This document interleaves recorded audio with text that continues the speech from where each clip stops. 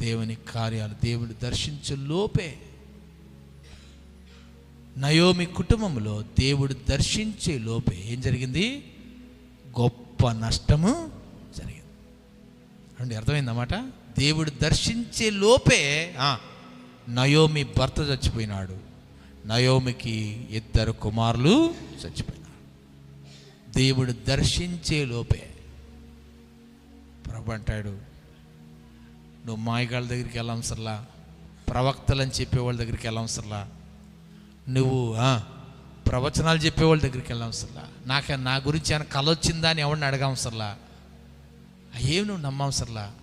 నువ్వు చేయగలిగింది ఒకటే, ఏంటది?